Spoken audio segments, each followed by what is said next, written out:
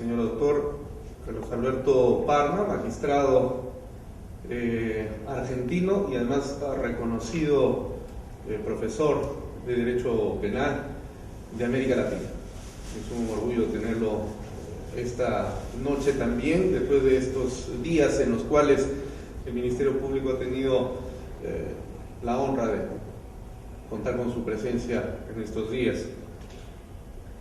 Señor doctor Iván Pedro Guevara Vázquez, fiscal provincial penal, aquí presente, a su señor jefe también, que está aquí presente, el señor fiscal provincial, señoras y señores fiscales de todos los niveles, asistentes en función fiscal, estimada Estela Lázari, del Poder Judicial de Argentina, que está también presente aquí con nosotros, estudiantes universitarios, damas y caballeros, tengan todos ustedes muy buenas noches. Quiero, en principio, transmitir el saludo afectuoso del señor fiscal de la Nación, el doctor José Antonio Peláez Bardales, al señor doctor Iván Pedro Guevara Vázquez por la presentación de su libro esta noche, Tópica Jurídico Penal, que se lleva a cabo en esta ceremonia académica que desarrollamos en este momento. El señor fiscal de la Nación, que tiene conocimiento de esta publicación, se siente muy complacido con que uno de los señores fiscales, demostrando como ha venido sucediendo en los últimos tiempos, tenga esa buena disposición para la publicación de importantes ideas que seguramente contribuyen con mucho en un sentido teórico-práctico al trabajo en el sistema de administración de decisión jurisdiccional, tanto compartido por magistrados del Poder Judicial como del Ministerio Público y por supuesto también para quienes somos estudiantes de Derecho de pregrado y eternos. Me ha honrado muchísimo y por esto expreso públicamente mi agradecimiento al doctor Guevara en la consideración que ha tenido para pedirme emitir algunos comentarios respecto de este libro que da a luz recientemente y que contiene un conjunto de ensayos muy importantes de derecho penal, pero todos ellos pensados y meditados a partir de las consideraciones filosóficas que lo caracterizan. Yo quiero, en este sentido, manifestar lo siguiente. Este libro es un libro que, siendo de derecho penal, sin embargo, está analizado a la luz de consideraciones de carácter filosófico. Y en este sentido, es necesario que nosotros, en primer lugar, pongamos de relieve cuál es el valor de la filosofía, no solamente en nuestros días, como un instrumento de reflexión teórico que nos ayude a no solo meditar, sino abrir espacios y caminos en un mundo terrenal que como el día de hoy resulta siendo tan pragmático, tan utilitarista, y donde las meditaciones, las cogitaciones probablemente no sean bienvenidas, porque necesitamos más practicidad, porque la sociedad del día de hoy necesita más obrero y menos eso. ¿Qué valor puede tener la filosofía desde esa perspectiva en un sentido general? Y por otro lado, ¿cuál es el valor en el campo del derecho penal? Cuando el gran maestro alemán Jorge Guillermo Federico Hegel, quien vivió entre los años 1770 y 1831, terminaba de publicar su extensísima colección de pensamientos que luego son dados a luz como una suerte de historia de la filosofía, y luego hay una filosofía de la historia concebida a la luz de pensamientos dialécticos muy propios del maestro alemán. Él explica, y me parece que en esto hay un consenso hasta el día de hoy entre todos los especialistas, en el hecho de que a lo largo de la historia de la filosofía hay que considerar que la filosofía, como toda otra forma de conocimiento, también ha tenido su propia y particular forma de evolución.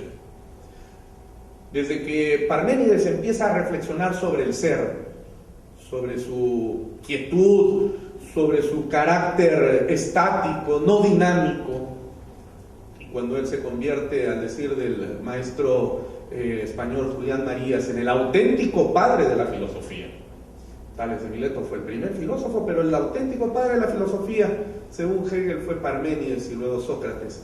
Y se empieza a desarrollar todo un pensamiento de naturaleza metafísico, donde la preocupación de los pensadores de aquel entonces era tratar de descubrir el ser de las cosas, una suerte de elemento que, no formando parte de la materialidad de este mundo, sin embargo, le inyectaba precisamente esa vitalidad que, como diría Aristóteles a su turno en la famosa metafísica, informaba las cosas para darle ese carácter vivo, ese carácter existencial y de la realidad que permitía que las cosas fueran como fueran y no sean de otro modo, porque si no, de lo contrario, existiría una colisión entre el ser y el no ser. Es todo un periodo larguísimo de metafísica, donde las reflexiones se encuentran en el mundo del totus uranus, diría Platón, y más bien entonces esta forma de pensar el mundo está ubicada en otros ámbitos muy externos a la concretitud de la realidad material.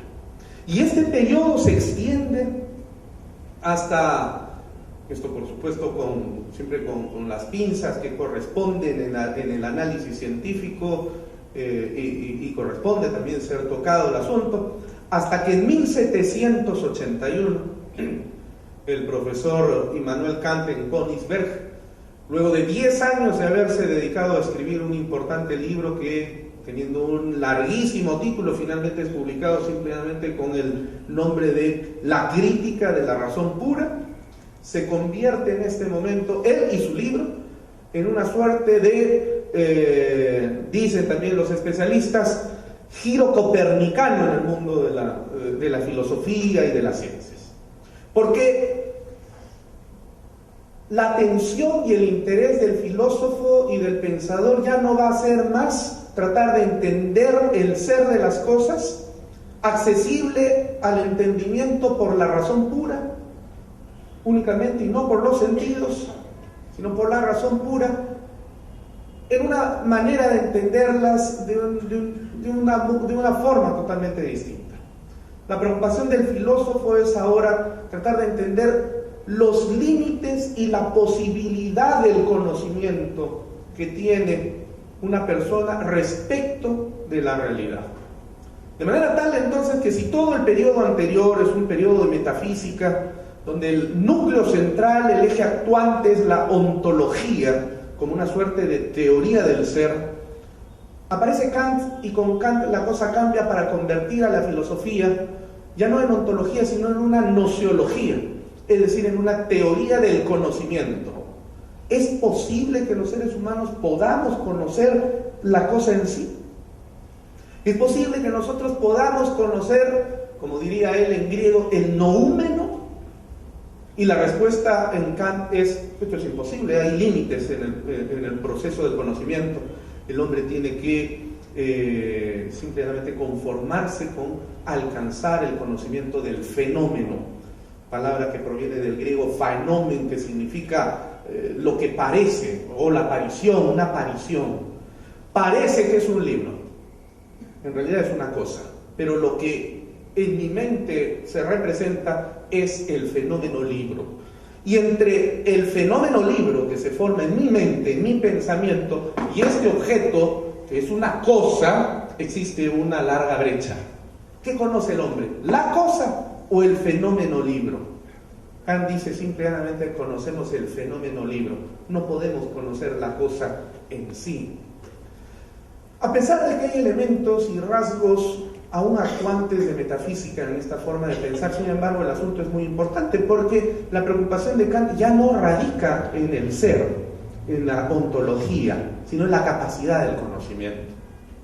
Y esta forma de hacer filosofía, por supuesto que tiene sus respectivas influencias dentro del campo de las ciencias, porque se empieza a consolidar todo el conocimiento previo que se ha ido dando, por ejemplo, en el campo de la física, desde que Nicolás Copérnico, Johannes Kepler, Galileo Galilei empezaran a introducir una nueva forma de alcanzar la verdad de la realidad a través de los procedimientos experimentales, de manera tal entonces que las ciencias fácticas, exactas, se van consolidando cada vez más.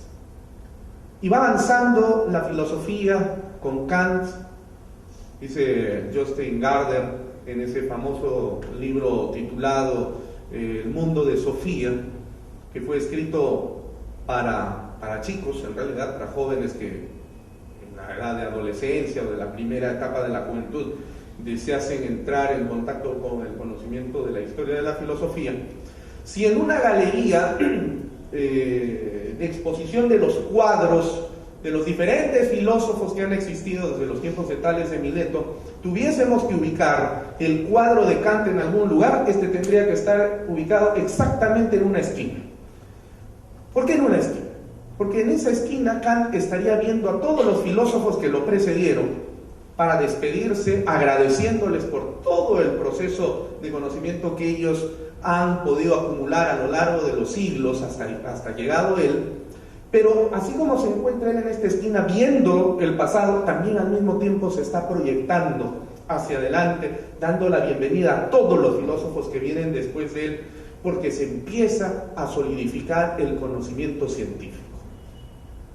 Y esa nociología sigue avanzando hasta que entre los años 1920 y 1939, luego de un largo proceso de evolución que va desde el positivismo del francés Comte, pasando por las luchas con ese marxismo ortodoxo de 1848 en adelante, la reaparición y el resurgimiento del kantismo a través de la figura del neocantismo en la escuela de Baden y en la escuela de Marburgo, finalmente se va a sintetizar en el famoso Wiener Kreis, el Círculo de Viena, que integrado originalmente por físicos, lógicos y matemáticos, va a ser conocido como el núcleo en el cual se va a desarrollar una nueva forma de pensamiento y un quehacer filosófico, que es el de la conversión de la filosofía en una epistemología, es decir, toda una teoría de la ciencia. De modo tal entonces que aparecen en el largo proceso de evolución de la filosofía, esas tres grandes etapas. La filosofía, recapitulando ya, la filosofía como ontología, desde Parménides hasta Kant, luego de Kant hasta el Wiener Kreis de 1920, donde la filosofía es nociología, y a partir de 1920 hasta nuestros días, donde la filosofía es epistemología, es decir, teoría de la ciencia.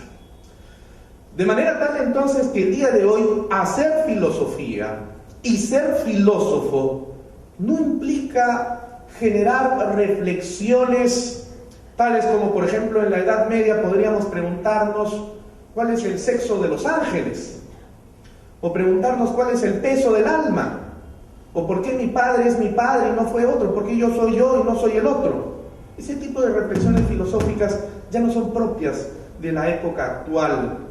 Y si nosotros pretendemos hacer filosofía en estas actuales condiciones de desarrollo, aún a pesar de que no se debe ni puede perder esa capacidad de admiración que debe tener todo filósofo como requisito previo para poder hacer filosofía, sin embargo, lo cierto es que la tensión principal y fundamental del filósofo es tratar de desarrollar estructuras de conocimiento científico, pero basadas en criterios epistemológicos.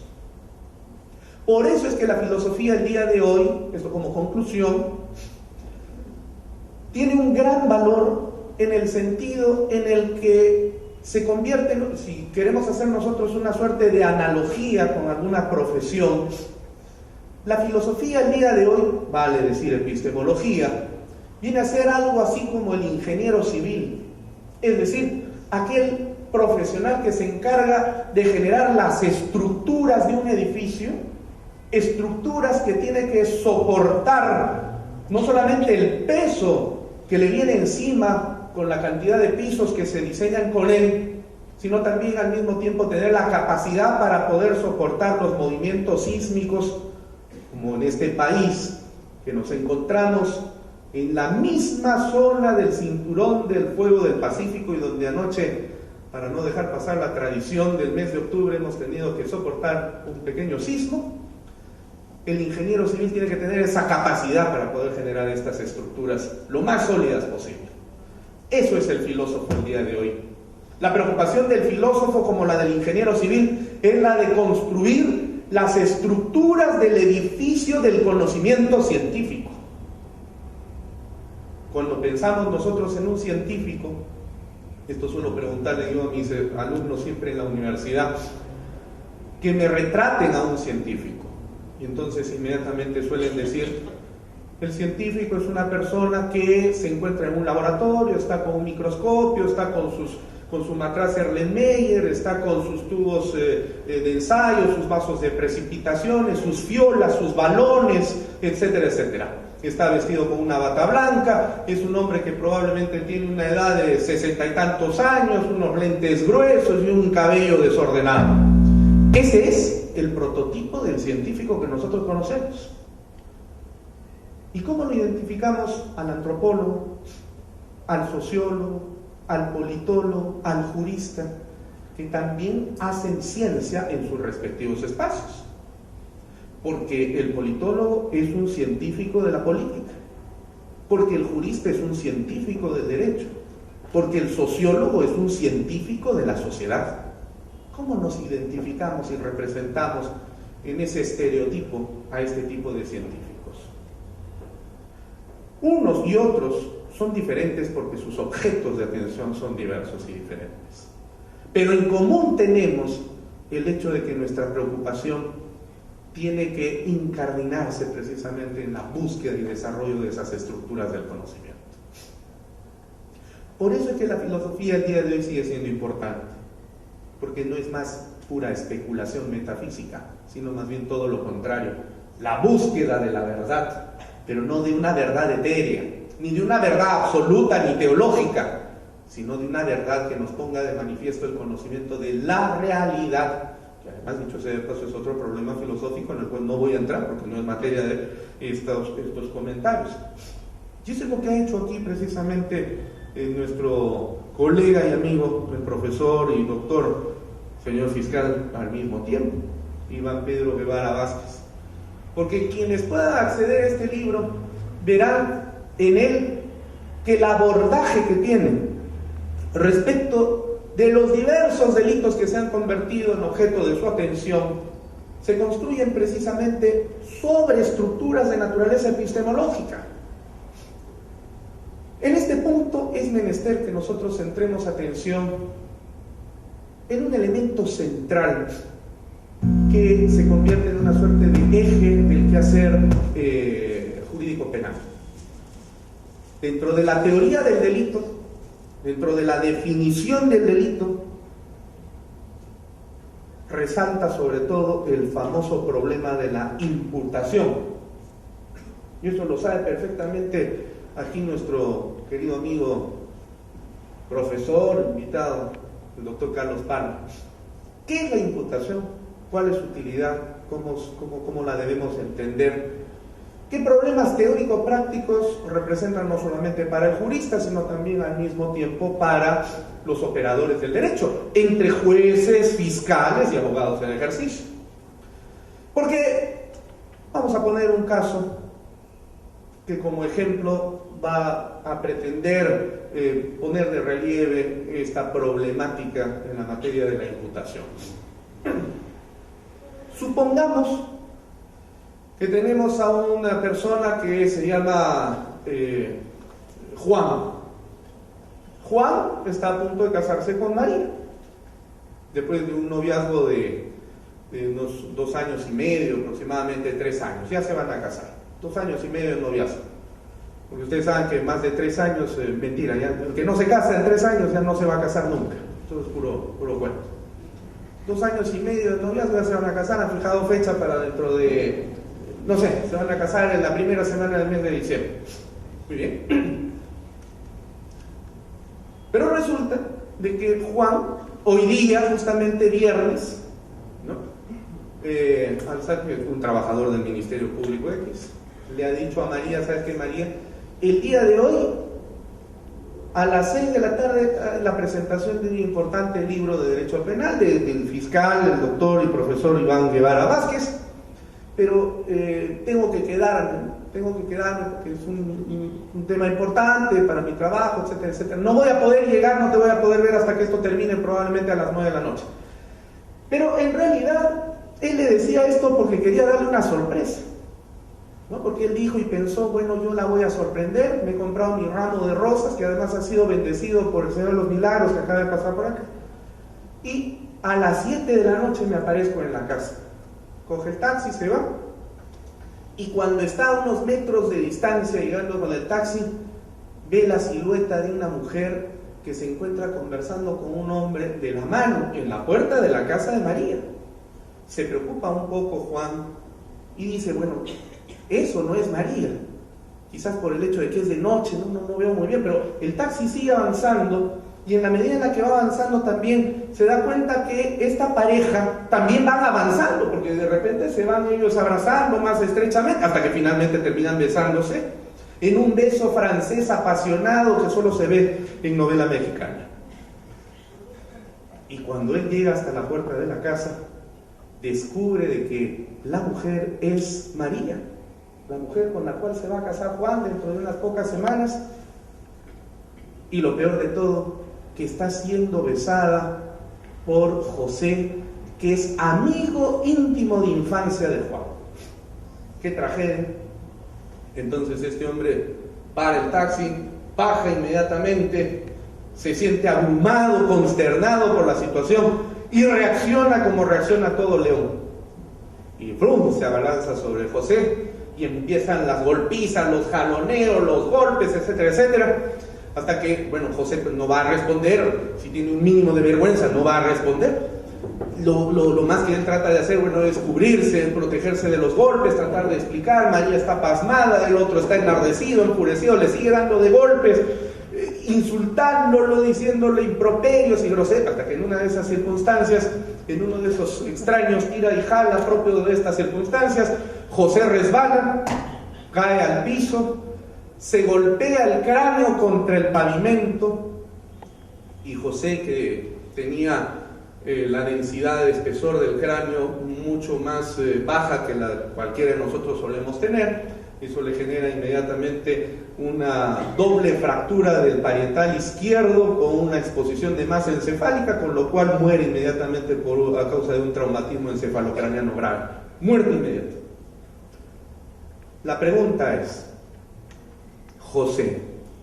Juan, el novio, dolido y además agresor en esta circunstancia, ¿puede responder penalmente por la muerte de José? Esa es una pregunta que se la formula el policía que luego llega, que se la formula el fiscal que va a estar presente ahí en el levantamiento del cadáver y en las investigaciones, que si es que esto pasa al ámbito del Poder Judicial, se la formulará también el juez, por supuesto el abogado de la familia de los dolientes por el fallecimiento de José, el abogado de Juan, que es ahora un inculpado, imputado en la terminología moderna del modelo acusatorio garantista. ¿Puede responder penalmente? O dicha la pregunta de una manera más adecuada, ¿podemos imputar el resultado muerte de José a la acción de Juan? Y en realidad todo depende de la teoría a la cual nosotros nos adscribamos como representantes de uno u otro espacio del ámbito de nuestra responsabilidad, para utilizar una expresión jacobsiana. Porque si es que nosotros nos retrotrajéramos hasta periodos ya superados, pero ciertamente no abandonados, del causalismo de von Behring, von List, etc., tendríamos que formularnos una pregunta con una fórmula que todos los estudiantes de Derecho conocimos cuando estudiamos Derecho Penal, expresada en latín, que dice la conditio sine qua non, la condición sin la cual no hubiera sucedido tal cosa, ¿no? Una operación mental según la cual yo tendría que apartar esa aparente causa, sacarla un momento de los hechos para ver si es que aún sin esa participación aparentemente responsable de un efecto determinado, hubiese sucedido de todas maneras el resultado aparentemente delictivo. Si eso no sucede, entonces el principio de causalidad nos dice que ese hecho tiene que ser imputado a esa causa. En este caso la pregunta sería, si Juan no hubiera atacado esa noche a José, ¿de todas maneras esa noche hubiera muerto José? Y obviamente la respuesta es no. Entonces, por lo tanto, ese resultado tengo que imputárselo yo a Juan. Por lo cual, aplicando el principio de causalidad, entonces resulta de que este señor sí debe responder a este hecho, a esta muerte, y ser sancionado conforme lo establece la ley. La familia de José seguramente estaría muy feliz y contenta.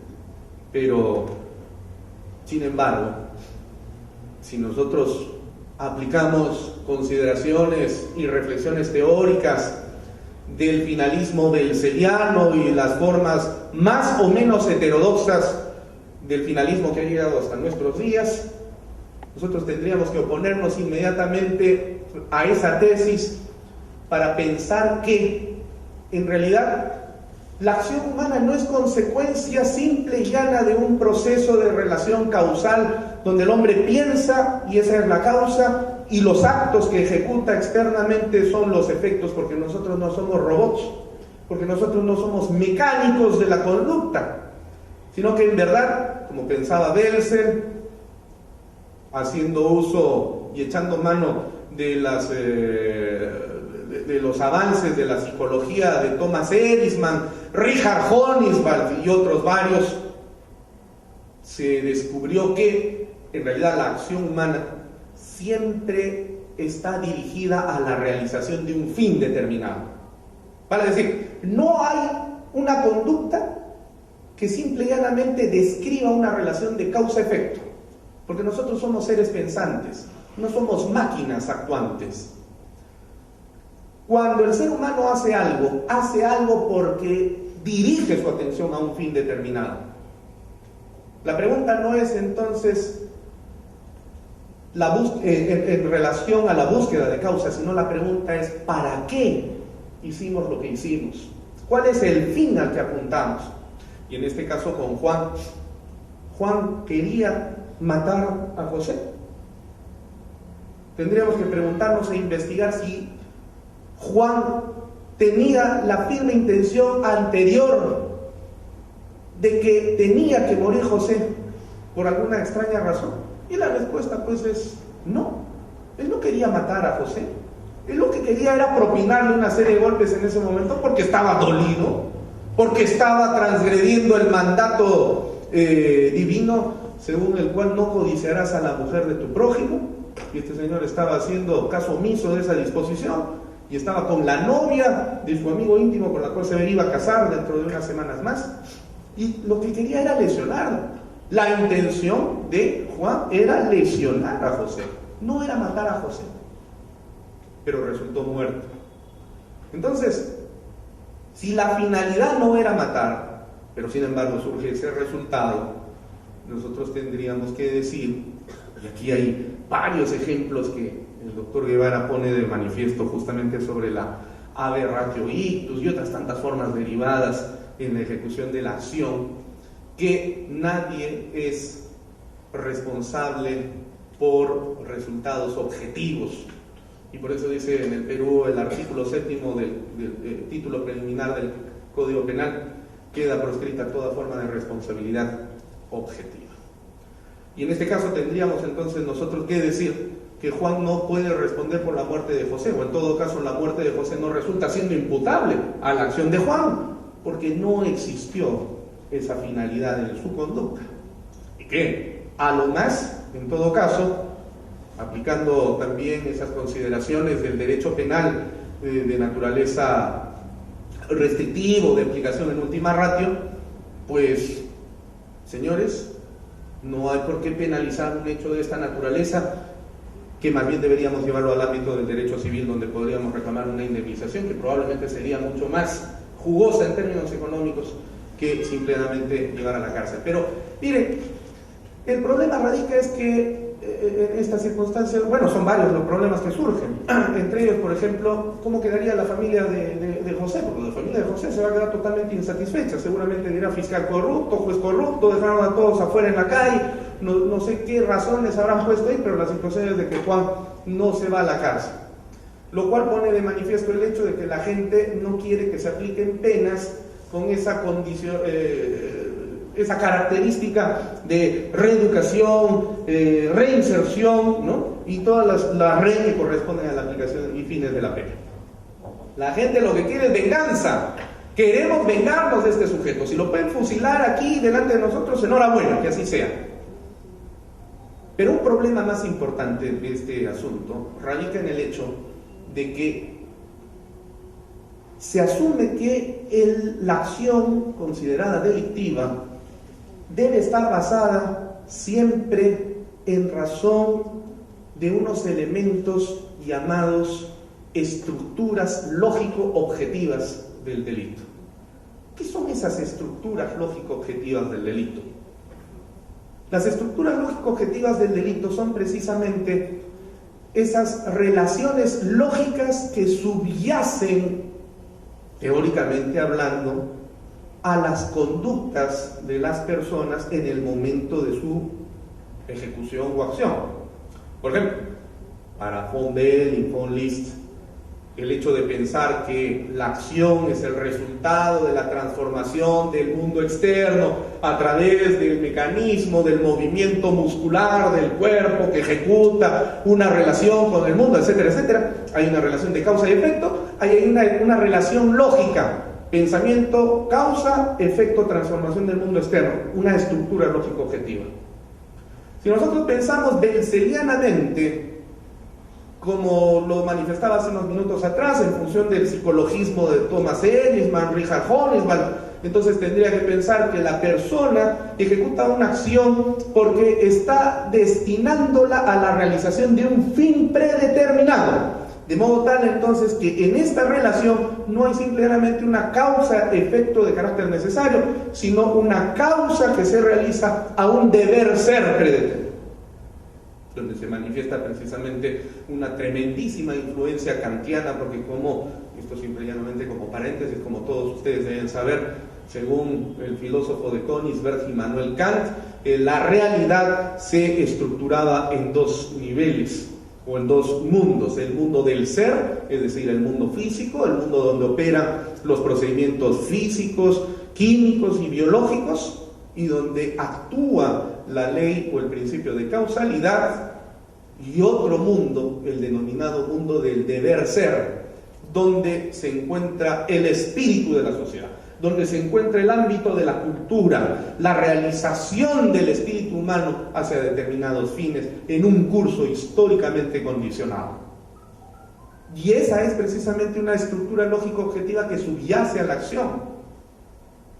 El causalismo y el finalismo pueden expresarse desde el punto de vista de la lógica formal aristotélica a través, respectivamente, de estas dos estructuras o proposiciones lógicas. Si A es, entonces B es, donde se manifiesta una relación de necesidad entre el antecedente y el consecuente, en el caso del causalismo. Mientras que en el caso del finalismo, la estructura lógico-objetiva o relación lógica de imputación es la que se podría formular a través de la proposición si A es, entonces B debe ser, donde la relación entre antecedente y consecuente no es de necesidad, sino de posibilidad. Es posible que ese consecuente, ese deber ser, sea efecto de la causa anterior, si y solo si es posible imputar ese efecto a la causa. Y toda la teoría finalista del delito se ha construido sobre la base de esta estructura lógico-objetiva. Pero en uno y otro caso, lo que nosotros encontramos no es más que metafísica. Otra vez metafísica. Porque el trabajo del juez, el trabajo del fiscal, el trabajo del abogado está relacionada en la consideración de unas estructuras de la realidad a la cual nosotros debemos dirigir nuestra atención, descuidando los hechos concretos que suceden en la realidad material, en la realidad fáctica. La pregunta del epistemólogo moderno, y eso es lo que se encuentra entre líneas precisamente en el libro de nuestro colega, el doctor Iván Guevara, es: ¿por qué no se construye una teoría del delito no basada, ni estructurada, ni construida sobre la base de relaciones de tipo metafísico, sino más bien en función de criterios mucho más concretos, mucho más materiales y realistas? Y entonces, cuando él aplica los procedimientos de la técnica heurística en el análisis de cada uno de los diferentes delitos que ha considerado dentro de su libro, y dentro de los cuales encontramos precisamente la introducción para el análisis que él hace de delitos recientemente incorporados dentro del Código Penal, como por ejemplo el caso del feminicidio, ¿no? Y la formulación de una serie de preguntas muy importantes sobre el particular, se pone de relieve entonces la vinculación existente entre filosofía y derecho penal. Porque Iván Guevara, como los filósofos del derecho del día de hoy, no están pensando en razón de consideraciones de orden metafísico en el derecho penal, sino más bien están pensando en la forma de cómo es que estructuramos un derecho penal más realista, más concreto y más vinculado con la materia de la sociedad, que es precisamente las relaciones sociales que nos integran a unos y a otros. Personalmente a mí me parece, y con esto voy culminando, que los aportes que nos ha hecho el profesor alemán Gunther Jacobs, sé que nuestro amigo Carlos Parma es, no sé si decirlo así, enemigo del derecho penal del enemigo, está en desacuerdo con esto, pero me parece, y eso es lo importante de los debates, ¿no? Es que, como decía el gran alemán Federico Engels en el prólogo de su famosísimo Anti-Düring, quien en el campo de las ciencias sociales salga a la caza y búsqueda de verdades absolutas y de última instancia, no encontrará más que lugares comunes de lo más groseros y obtusos. Y en efecto, en el campo de las ciencias sociales no hay verdades absolutas. Es más, de hecho, en el campo de las ciencias sociales nada es verdadero, porque nada tampoco es falso. Lo que nosotros en el campo de las ciencias sociales podemos encontrar son estructuras de conocimiento más o menos válidas, y la validez es tal en la medida en que la estructura del argumento teórico, de la reflexión teórica, se acerque más a la realidad. Por eso es que no es cierto que el causalismo sea falso en relación al finalismo, no, porque el causalismo es tan verdadero como el finalismo. Finalmente son instrumentos teóricos que nos permiten a nosotros tener un referente en torno al cual resolver casos prácticos. Lo que sí podríamos decir es que el finalismo es más válido que el causalismo en relación a su estructura lógica objetiva de finalidad, pero ni uno ni otro verdadero ni falso. Y cuando nosotros debatimos y reflexionamos entonces en esta medida, no lo hacemos con el afán de buscar verdades o falsedades, sino tratar de construir precisamente edificios teóricos que traten de ser lo más argumentados posibles para que tengan mayor validez en relación al objeto al cual se acerca y pretende explicar. Y al mismo tiempo aprehender con H intermedia, es decir, captar e internalizar en la conciencia. Y por eso decía entonces que personalmente pienso, como piensan también otros varios, que los aportes del profesor Jacobs en esta materia de la imputación, esto ya no lo dice el libro, pero para tratar de resolver este problema precisamente es algo que probablemente ya nos va a presentar próximamente Iván Guevara. El punto de partida de la imputación es el rol que cumple cada ciudadano dentro de la sociedad. Porque cada uno de nosotros viene, como diría Miguel Polain Orts, con una suerte de etiqueta dentro de la sociedad: fiscal, juez, fiscal, gerente, subgerente, abogado, profesor, relacionista pública, etcétera, etcétera. Cada uno de nosotros viene con un rol dentro de la sociedad. Y no cumplimos uno, cumplimos varios. Pero justamente por ello es que con esta etiqueta, con este rol, nosotros tenemos en nuestras manos la posibilidad de administrar una parte de la realidad social. A esa parte de la administración de la realidad social es a lo que denominamos la esfera o ámbito de responsabilidad. Y eso es lo que nos diferencia unos a otros, por lo cual es posible que nosotros respondamos jurídicamente por la buena o mala administración del rol que tenemos dentro de ese pequeño espacio de la administración de la realidad social. Ejemplo. Si el chofer del metropolitano, de los varios metropolitanos que pasan aquí y todas las mañanas quienes tienen que, bueno, tenemos que venir en ese medio de transporte, si nos pasamos de las 7 y 10 de la mañana estamos fritos porque ya tenemos que venirnos como pescados aplastados dentro de una lata. Pero es responsabilidad del chofer del metropolitano y por lo tanto responder por tener menos unidades de transporte que respondan a la masiva demanda de parte de la población limeña para usar dichos buses. Definitivamente que no. Él no es el responsable porque no está dentro de su esfera de competencia. El responsable será el gerente de transporte urbano de la municipalidad o probablemente la propia alcaldesa, yo no lo sé. Pero uno y otro tienen esferas de competencia muy distintas, que es precisamente lo que nos distingue. Y esto tiene dos efectos. Primero, que nos permite a nosotros identificarnos como personas dentro de la sociedad. Sabemos quiénes somos. Sabe como fiscal cuál es su responsabilidad. Y cuando llega a su casa, sabe cuál es su responsabilidad como padre, como esposo, y etcétera, etcétera. Sé cuál es mi responsabilidad como gerente, sé cuál es mi responsabilidad como conductor en la calle, y así sucesivamente. Pero al mismo tiempo, el resto de la sociedad sabe a qué atenerse con cada una de las personas en el momento en el que ejerce el dominio o ámbito de su responsabilidad. Todos nosotros sabemos, y ahí surge precisamente el principio de confianza o desconfianza en relación a una persona, cuál es la responsabilidad que tiene el odontólogo al cual asistimos cuando tenemos que ir a visitarlo.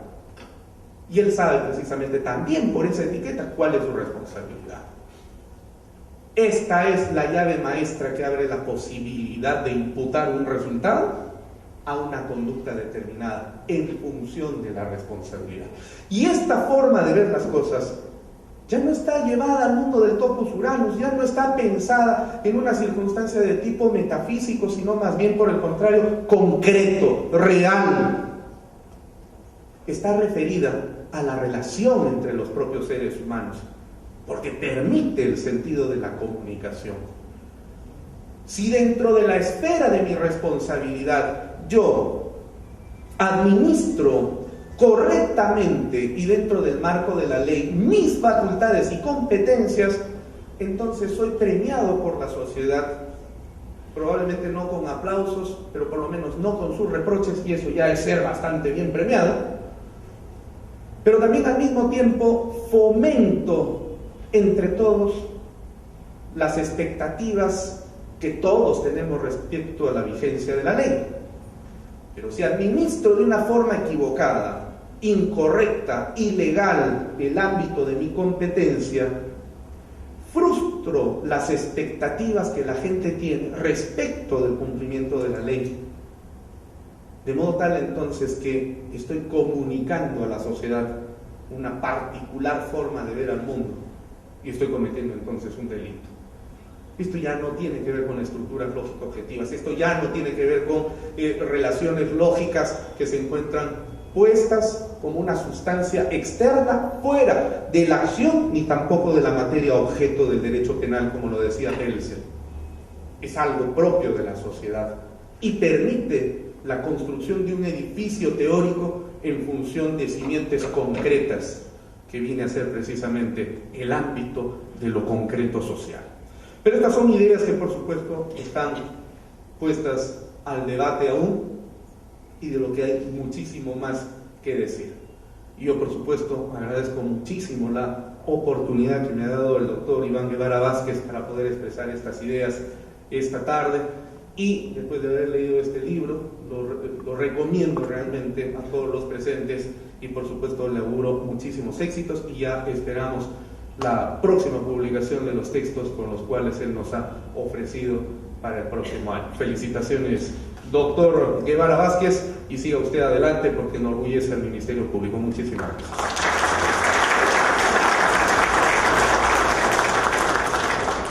A continuación